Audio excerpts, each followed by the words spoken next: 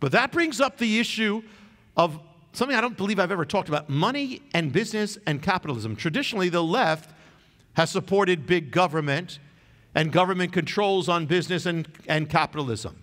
The right has traditionally supported big business and small government, few controls on business and capitalism. And there's something to it, but it's not necessarily always right or biblical. In the Bible, the enemy is not government or business. The enemy is sin.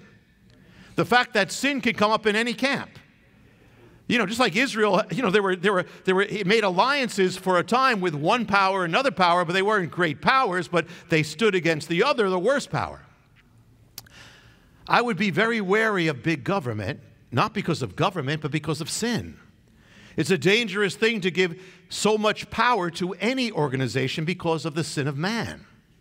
But there's another side. It's traditionally been that conservatives were for business, unrestrained capitalism. I don't trust big government, and I don't trust big business either. Not because of business, but because of sin within any camp. Our God is not government. Our God is not business. Our God is not socialism. Our God is not capitalism. Our God is God. I don't trust the worship of power. I don't trust the worship of money.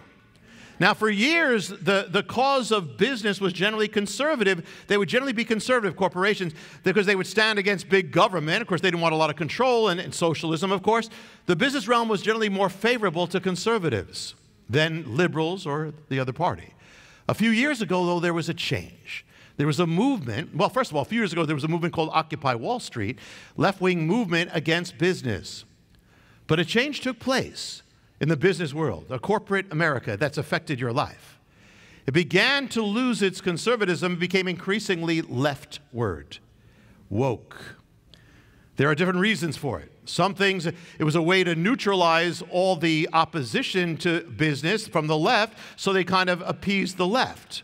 And so they weren't getting attacked so much by that or the Democratic Party. Another reason is that God was taken out of education, so more people came out of colleges into the business realm who were increasingly liberal and left-wing.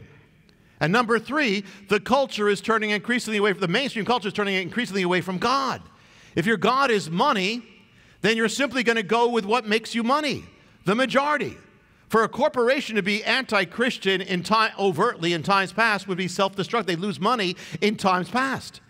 But in an anti-Christian culture, you don't have that risk as much and you gain money.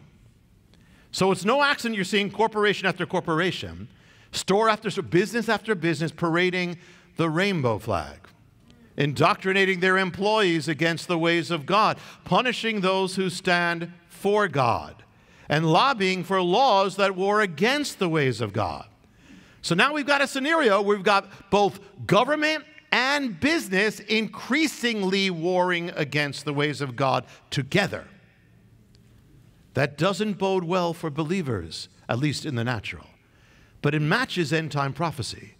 Immorality shall increase. But the cool thing is that that's what Paul is dealing with right now in the book of Acts.